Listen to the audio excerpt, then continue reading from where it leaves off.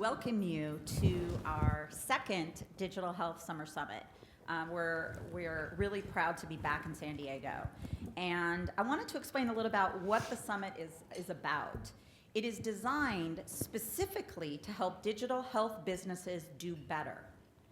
And you might say better at what? And it's really better at everything. We can only cover so much in a 2-day span, but we really try to, make it slightly intense, slightly fun, and or a lot of fun, excuse me, and really beneficial for your businesses. Our goal is to make sure that you leave with a toolbox of resources, and those resources can be new relationships, new things, new business channels, new partnerships. New ways to implement things when you go back to your day-to-day jobs. So I found that by talking to all of these companies that they tend to miss a lot of things in the blind spot. And I remember when I was running a company, that was what happened to me, is that there were things that I excelled in that I concentrated on, but I didn't always expand my horizons because I think I was scared of some things. So we hope to kind of be able to present those to you. And we bring together the industry leaders for this in one room, and it's to help each other. I find that my background was the film industry. It wasn't what you call the most collaborative of industries. A lot of collaborations happen, but it wasn't always, friendly. I really find that the digital health industry is the opposite, and our speakers' dinners last night kind of really enforced that for me. So it's a really collaborative place, and San Diego is probably the most collaborative of communities. So I want you to know what our commitment is when we start designing this program. It is to make sure we bring you the best of the best, and that you walk away with the tools and resources that you need to build and grow. So I'm going to keep my intro extremely short and sweet because the most important part about this is to hear from those in the know. So let's kick this baby off. Here's a few deets. Hashtag DigiHealthSD. Wi-Fi instructions. Yes, we got Wi-Fi this year. Wi-Fi instructions are on the table, so there's a little slip of paper. Make sure you sign on. We're really excited to keep you connected during this. We think it's really important. And we have a great resource, what do we want to call it? Like a virtual library of all of the presentations and resources. Some of them might be posted a little bit late because we were, still changing up presentations for people. So we also built in lots of time for networking.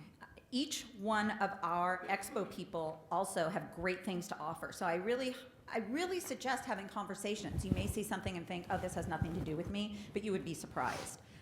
So collaborations truly happen in these sorts of environments. And we honestly could not hold this incredible event. How do I? This is not working. Can someone, thank you. We owe major thanks. We owe major thanks to all of our sponsors. I work extremely collaboratively with every single one of them, and I want to point out our three gold and platinum sponsors that have been so much fun to work with. United Healthcare, Welldoc, and Life Technologies. All will be speaking, all will be a part of this, all will be a part of tonight. It'll be really great. So I want to move on to the man of the hour. Our opening keynote is pretty special. I enlisted one of the smartest people I know to share his invaluable insights. He is someone that knows firsthand the challenges around running a digital health business and is rising to the top. So instead of reading their bios, which you all have access to, I asked for, I'm calling them fun facts. They are interesting facts about that might be something you don't know about each speaker and or moderator. So Anand Iyer is the president and COO of Welldoc. He's not only that, but he's also a professional South Indian classical drummer. He trained for 15 summers in Chennai, India, and played in some of the greatest music halls with some of the greatest musicians around the world. And I'm hoping tonight we can kind of coax him and maybe get him on stage for a little solo act. So I want to welcome Anand to the stage for our opening keynote.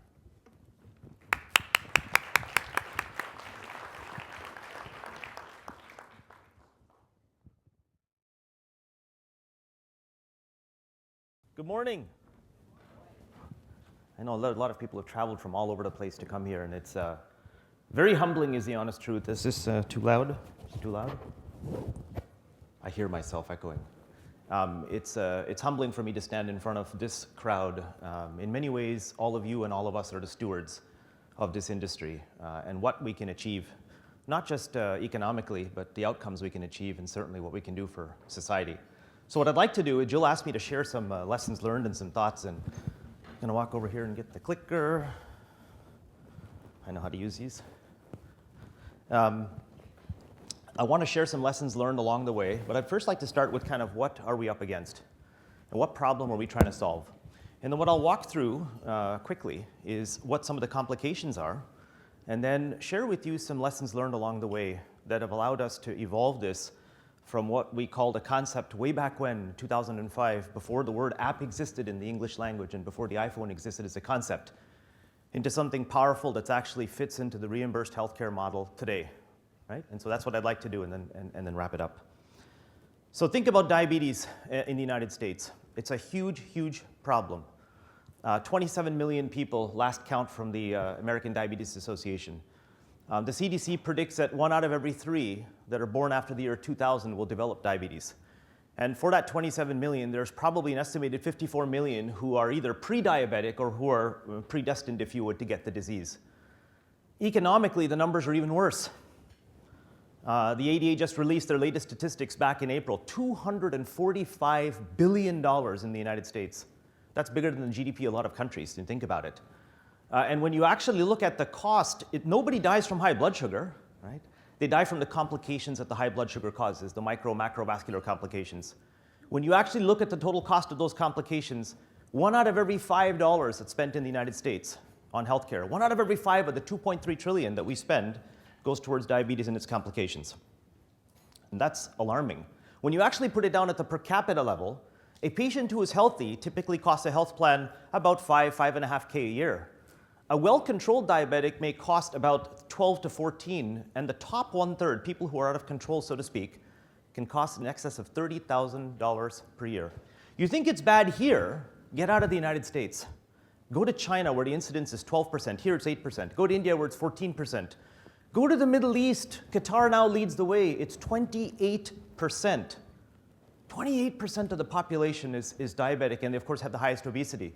So it kind of, it feels like this when you read these kinds of numbers, that what we're doing is we're punching ourselves in the face for a problem that shouldn't exist in this kind of magnitude. So the logical question we ask is why? Why is that? Why is this incidence the way it is? You know, it's interesting. I was at a clinic that Dr. Ramachandran has in Chennai in India. And this guy is amazing, world-renowned endocrinologist. And I said, listen, I'd like to stop by and I'd like to share with you what we're doing in Welldoc. And he's like, please, I've heard a lot about it. He's a prolific speaker and he comes to all these conferences. And so I went there at about 4 o'clock. We were supposed to meet, and I got there and his room was still full of patients. And I said, he says, I'm running behind. I'm really sorry. I said, no issues. You're here to see your patients. Please see your patients. And maybe I'll sit down and we'll catch up. And so I opened up my laptop and there were a number of people looking like me sitting there. And there was a number of older ladies wearing their saris, a traditional garb in Chennai. So I figured that these young men were their sons. Bring your mom for a diabetes checkup. So I asked one of the guys, I say, hey, are you here for your mother? He goes, oh, no, I have diabetes. And I'm like, how can you have diabetes? Tall, lanky fellow. Yes, he has a little bit of that visceral fat here. And he says, well, no, I have had diabetes for 5 years. I said, what do you do? Well, I work for Infosys. I program. I said, well, that's good. It's a nice company. And he said, what's your typical day? He says, well, I get to work about 9 o'clock and I leave at 10 o'clock at night. I said, do you ever exercise? Oh, no, there's no time for that. And I said, what do you eat? I love Domino's pizza.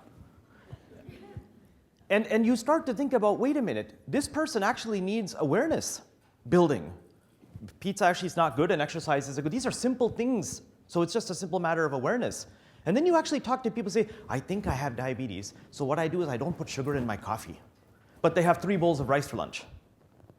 And so when you actually peel the onion back and you look at this, Chris Bergstrom, our chief strategy officer, went on an interesting project when he was at Becton Dickinson many years ago around the world, where he literally talked to every possible stakeholder, patients, caregivers, doctors, nurses, insurers, governments.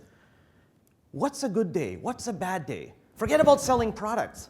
Just understand the life of a diabetes patient. And you know what he found was interesting? That Dr. Malpani, who just published this book, it's a wonderful book called Treating Patients by Putting Information Therapy in front of them, was that the right data is not getting to the right person at the right place at the right time. And more importantly, that data is not being converted into information, knowledge, action, and outcomes. And if we're able to affect that continuum, if we're able to affect that transition using technology, then perhaps we have an option of moving the needle. There's also a big problem in terms of what we call physician-patient discordance. This is a well-studied area. One of the fellows, Abramowitz, up in McGill in La Belle Provence, up in Canada, they've created, along with the St. Mary's Foundation, they've created this patient-physician discordance scale, a scale of 1 to 10, where they ask the patient 10 questions, they ask the physician 10 questions, right? And it's almost like that Charlie Brown teacher, right? Wah, wah, wah, wah, wah, right? Doctor says X, patient hears Y, okay? And you ask any doctor today, they'll tell you, you know what? My patients, they're just not motivated. They know everything, but they're just not motivated to do anything. And you ask the patients, and it's exactly the opposite. No, no, no.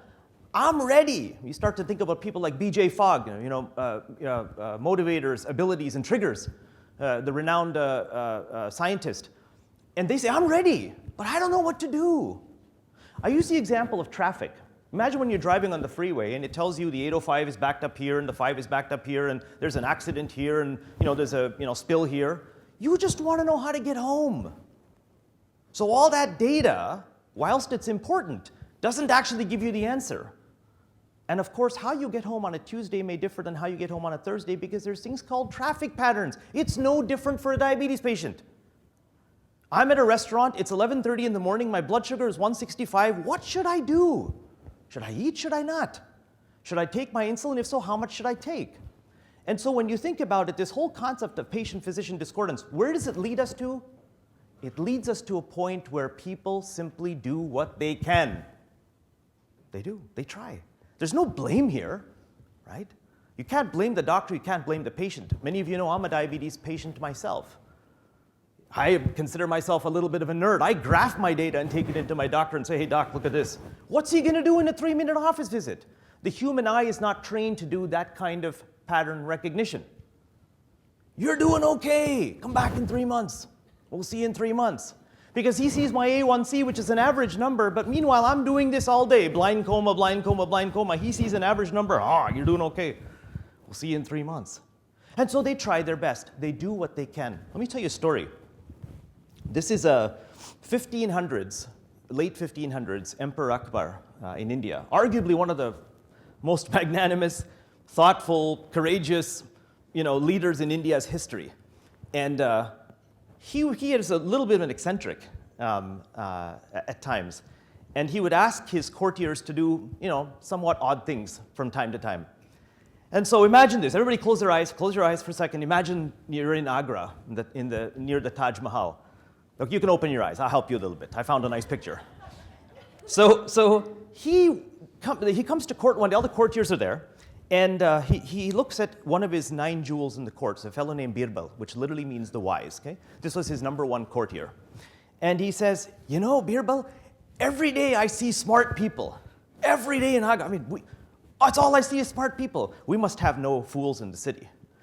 And Birbal looks at him and says, Huzur, I beg to differ. There's actually plenty of fools. He goes, no, there can't be. I just see smart people just like you. And he says, do this. I want you to take the next 6 months off, and I want you to go find me 10 fools. He looks at him and says, yeah, if that's what's going to please you, then fine, I'll go do it. I don't think I'm going to need 6 months, but let me go. So he leaves that, and he walks outside, and he straightens up his turban, and he's walking down the street, and he sees this odd sight. And there's a horse, old horse, carrying this fellow. And this fellow has this huge stack of hay on his head. Okay? And so Birbal stops him and he says, hey, why are you carrying the hay? Why don't you put it on the back of the horse? The guy looks at him and says, Huzur, you think you're a smart man. So look at this horse. This horse is old. surely if I put the hay on the horse, then the horse will die of the weight of both of us. So I'm carrying it for him. So Birbal says, okay, you know what, you'll never have to carry hay, come with me. 1 down, 9 to go. So like this, he starts meeting people, and that evening, he's tired, he's found 7 fools. And he goes to the riverbank. The moon is up, the sun is going down, and he sees a fellow looking in the sand along the riverbed for something. And he says, did you lose something? He says, I did. I lost my wedding ring. Oh, we better find it. So they're looking down and can't find it. So he looks at them and he says, where did you lose the ring? He goes, over there. Why are you looking over here? Because it's brighter over here. He was looking where he could, not where he should have been looking. Okay? So it's not a matter of, again, there's no blame.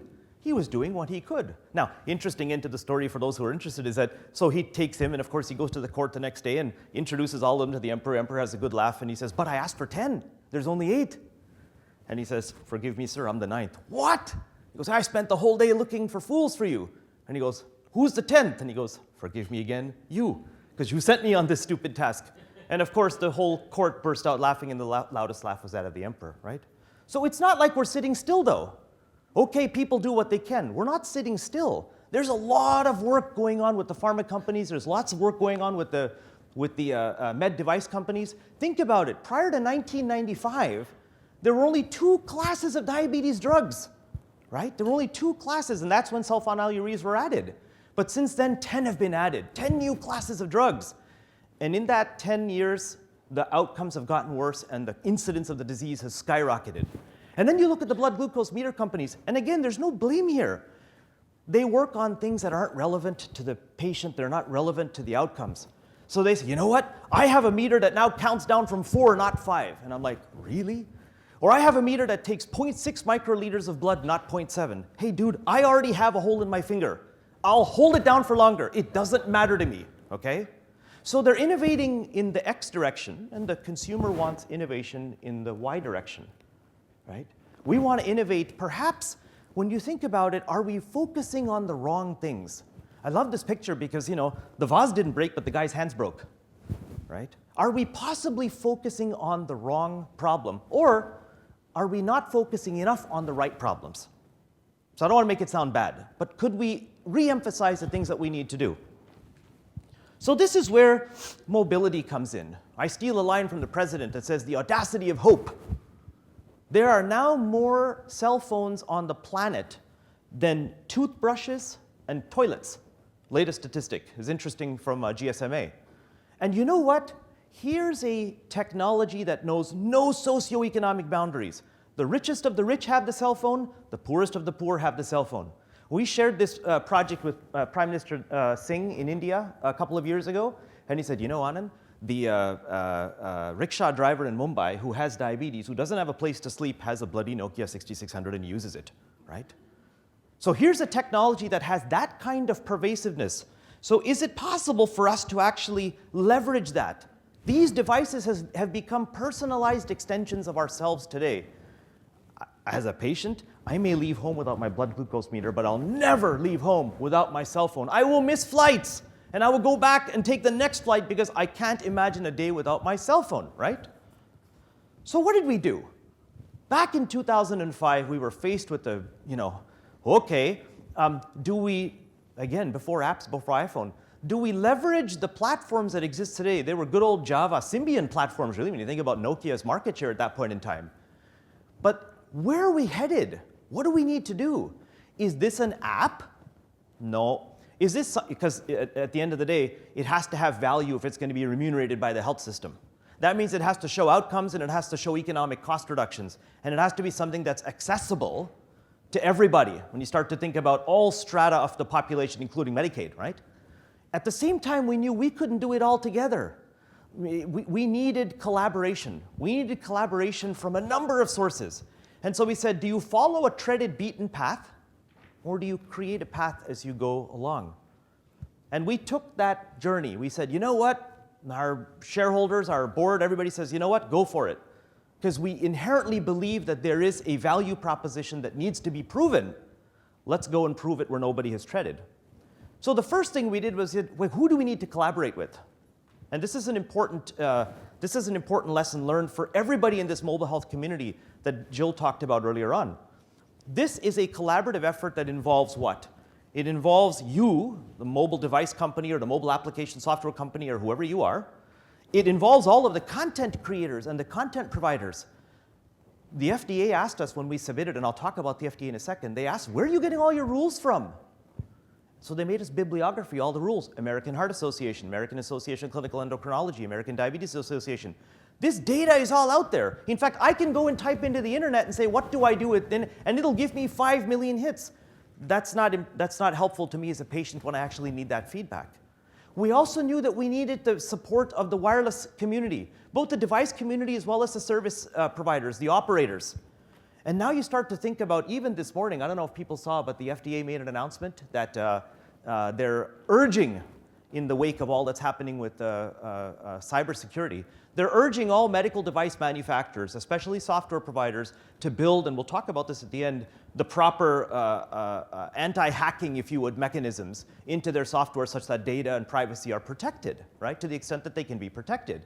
So we know we had to intersect with that path as well. So you had to actually intersect with a number of paths, but in an orderly fashion. So how do you then orchestrate and collaborate with all of these multiple parties, and what brings you together to actually allow you to extract the value from each of these people, then bring it in a manner that actually gets you to where you need to get to? So the starting point for us was evidence, right? It was evidence that says, look, we have to show in a demonstrable randomized control, mechanism that these solutions can actually deliver value. So Dr. Collins, the director at the NIH, of course, recently published that there's some 47 randomized control trials that are registered, and of which 20 are actually structured as randomized control studies, but only 6 have actually demonstrated any outcomes. We actually have 4 studies that have demonstrated outcomes and published in peer-reviewed journals. So if we could actually bring the Johnson & Johnsons, the Nokias, the FDA, the NIH, University of Maryland as an academic collaborator, because at the end of the day, we can't run the clinical trial. We're jaded, right? It has to be done in the auspices of a proper randomized academic study. So if we could actually create this evidence, then we thought that would be a way to actually help pave that path forward. So in our first study, what we ended up doing was we ended up building a simple product that had 3 simple pieces. Each of those pieces has, needless to say, evolved over time. And the first piece was this thing called a patient coach.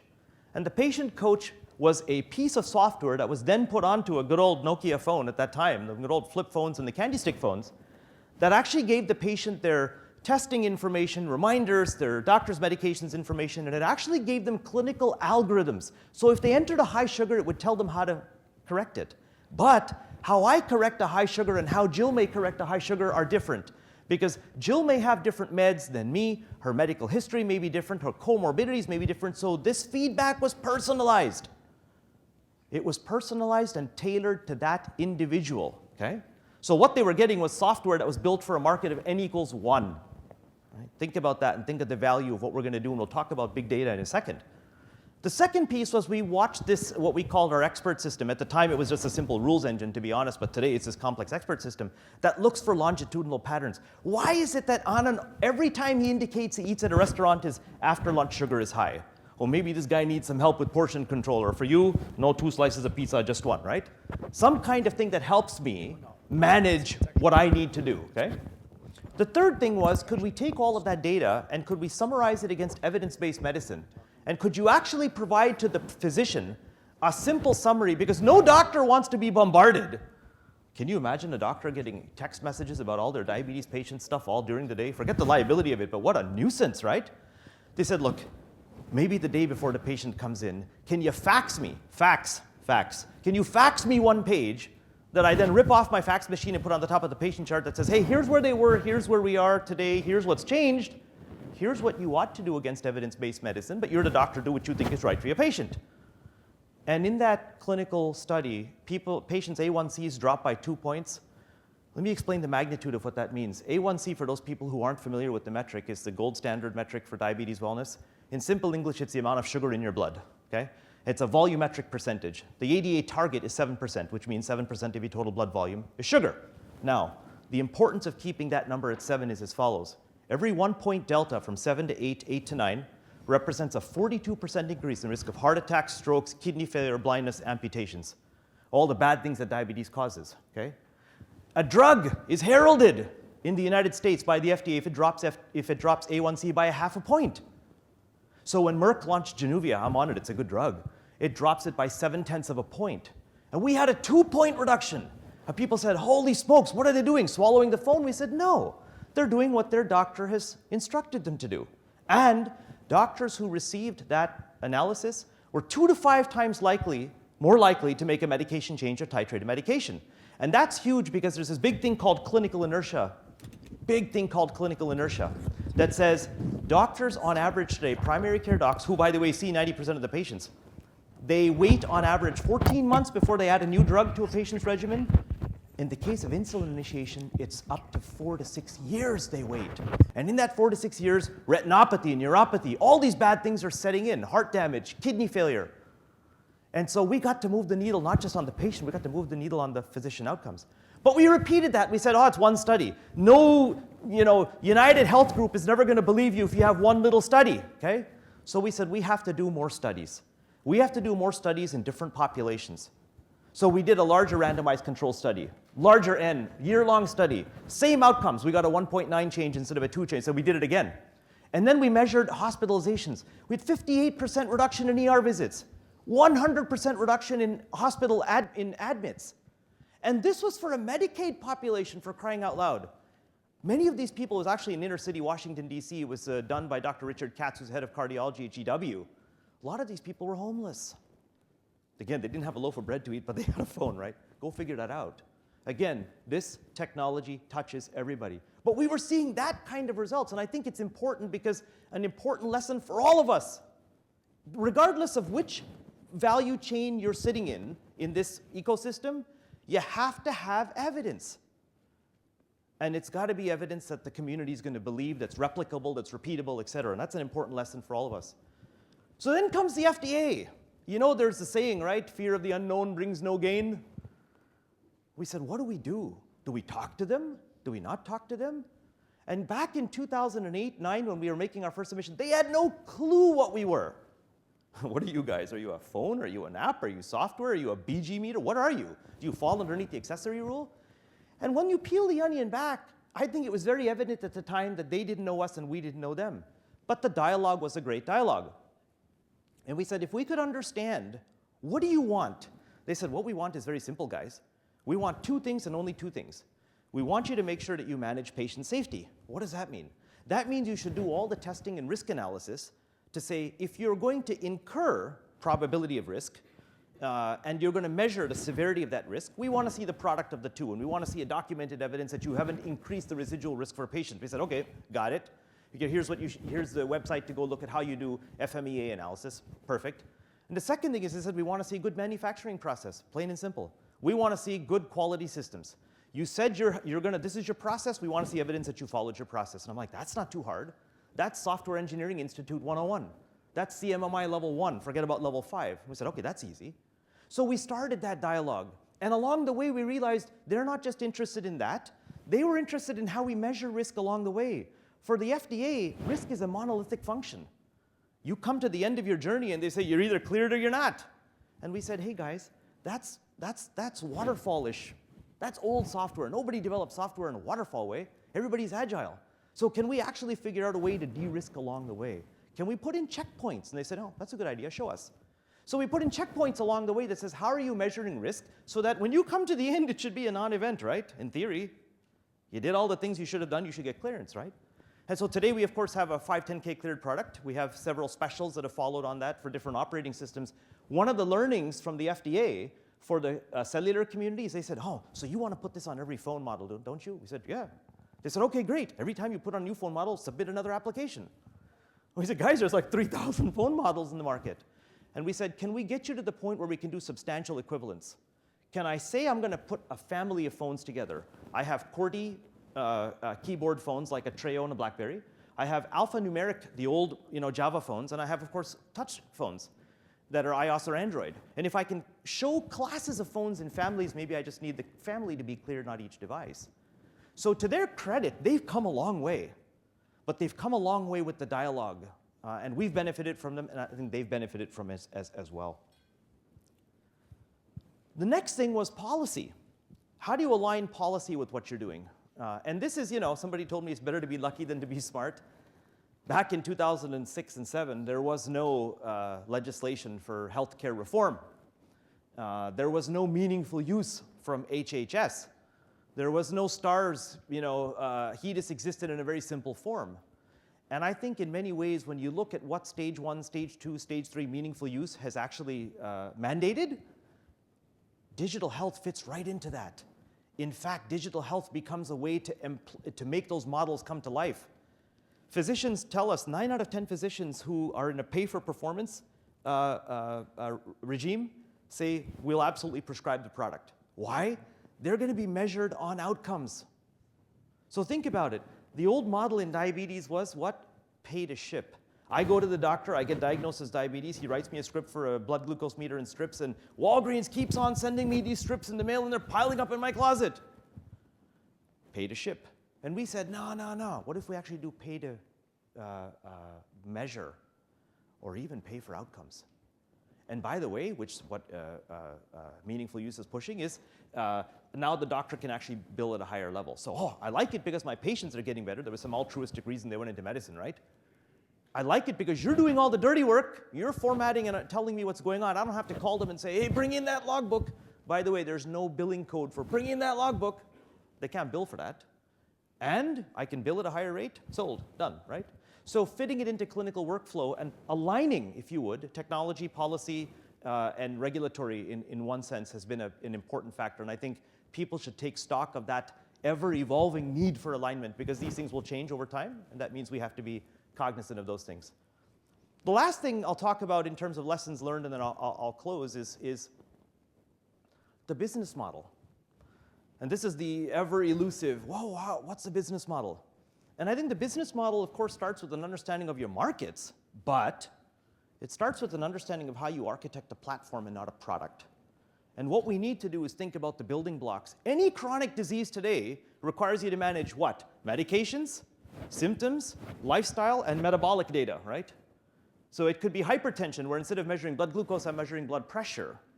It could be congestive heart failure, where I'm measuring not blood glucose, I'm measuring pulse oximetry or weight, right? But they all require symptom management, they all require med management. So if you can construct a product that's modular that way, and perhaps combine them in different ways, it then opens your opportunity to different business models. So what are some of those business models? Today, there was an announcement that went out earlier this morning. We're very proud of it, that for the first time in the history of medicine, a doctor can now prescribe software. They can only prescribe 3 things. They can prescribe devices, they could prescribe procedures, they could prescribe drugs. Now they can prescribe mobile software that'll be then remunerated by the health system, which is a huge thank you. Think about this, think about it. Disruptive technology is only as good as it disrupts the outcomes, not the process. If it turns the process upside down, nobody adopts it. So doctor says, you mean all I got to do is write a prescription? I write prescriptions all day. And it gets filled and adjudicated like it normally would, with like it's a drug? Yeah, kind of. And you're delivering something, you're not delivering a bottle, you're delivering software over the air? Yep. Okay, well, there's a couple of changes we need to make in the billing process, but that sounds pretty straightforward. And all of a sudden, you got them. You got them where you want them. You're not asking them to do anything different that's outside of their workflow, which is a huge deal. Now, this isn't for everybody, and not all applications have to be in this prescribe bucket. But it is such a huge value proposition because now it's comparable, if you would, to other therapies, devices, drugs, et cetera. And it's a good business model. The second business model is big data. In fact, I think that 5 or 7 years from now, the value from the data will exceed the value of the application itself. So give me an example.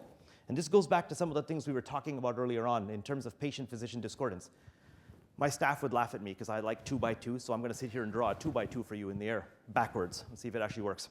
So imagine this axis, which is the presence or absence of data, and this axis, which is I know what I want to do with the data and I don't know what I want to do with the data. So play it out. The bottom quadrant says I have data and I know what I want to do. We call that descriptive analysis. Tell me the number of times a patient took their meds on time. Tell me the percentage of readings that came in the morning versus at night, da-da-da-da-da-da-da. That's math 101, okay? Now go to the right. I know what I want, but I don't have the data. That's the realm of predictive modeling. Bayesian modeling, Markov modeling for the geeks in the crowd. That's where you apply good mathematical rigor to say, today, for example, I can predict when a patient's going to go hypoglycemic. By the way, the number one cost for hospitalizations in diabetes, type 2 diabetes, is unnecessary hospitalizations. If I can actually predict that and thwart that event, I just save the system $9,300 for every time they go, right? So that's that dimension. Now think of this dimension. I have data, but I don't know what I'm looking for.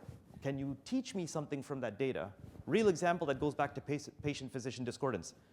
We had a number of patients who were on Byetta, wonder drug, injectable, right? So patients are religiously taking their Byetta injection because the doctor wrote, take it at breakfast and lunch.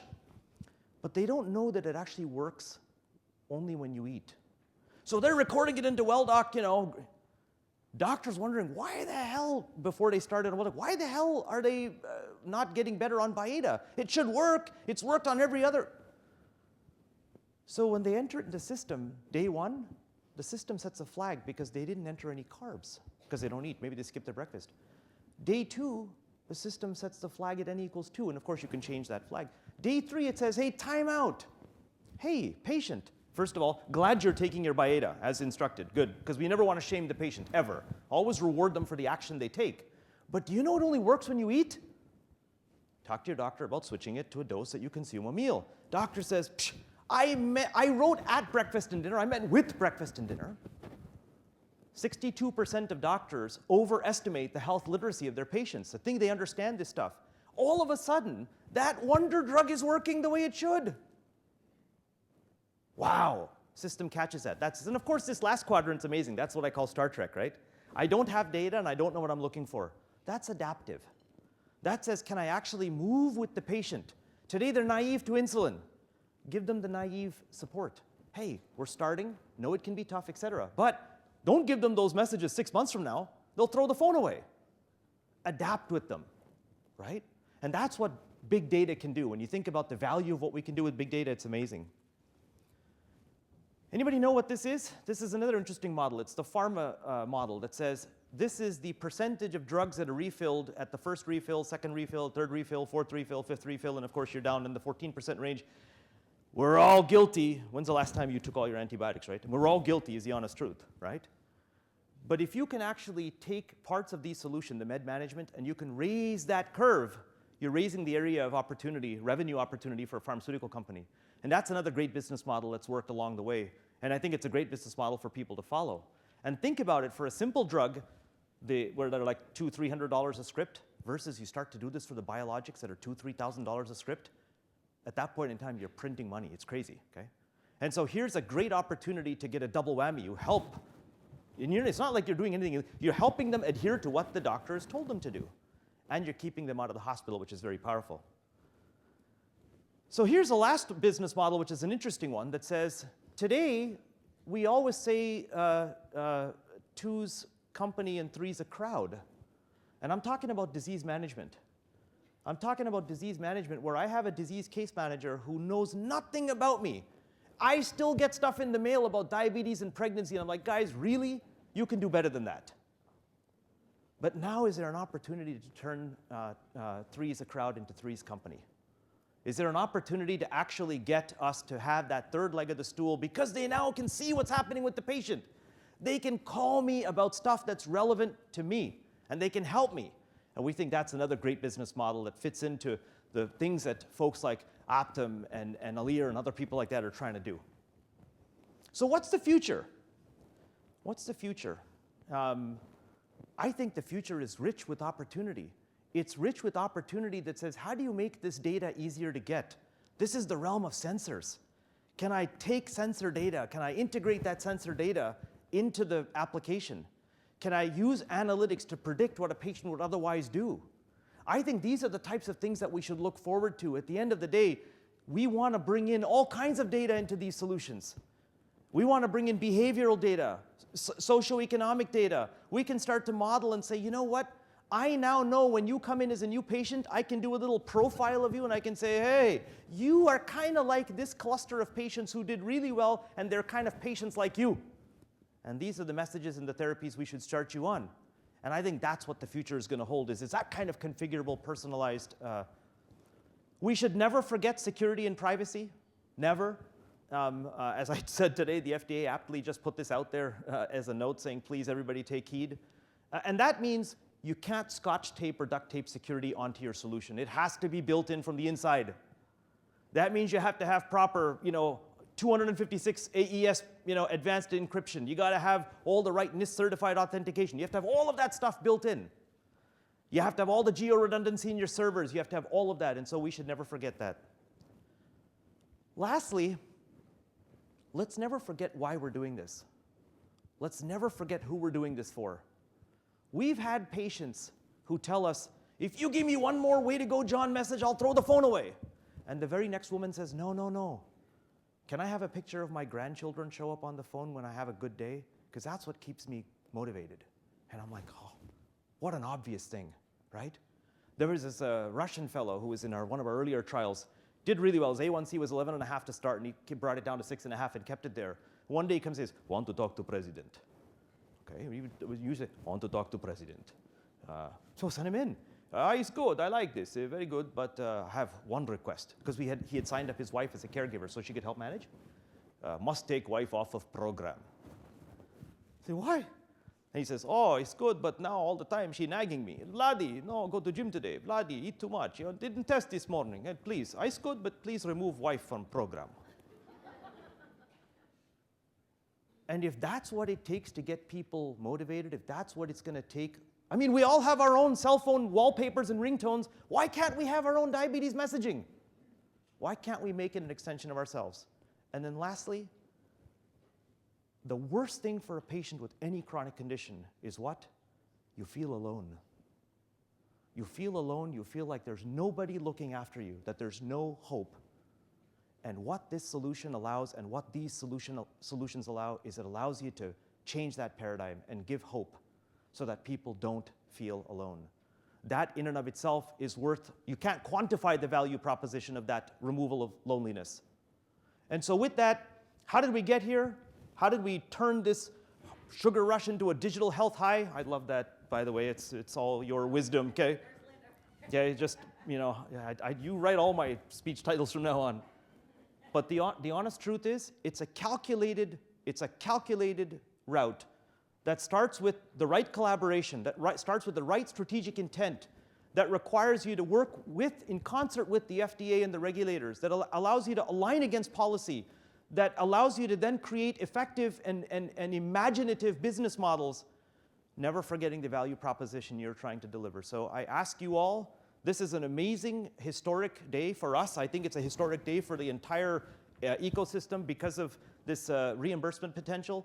So let us collectively move this monkey forward. We can't do it alone. It's too big an industry. Let's collectively move it forward. We can, we will, and we absolutely will succeed in helping solve this chronic disease problem. Thank you.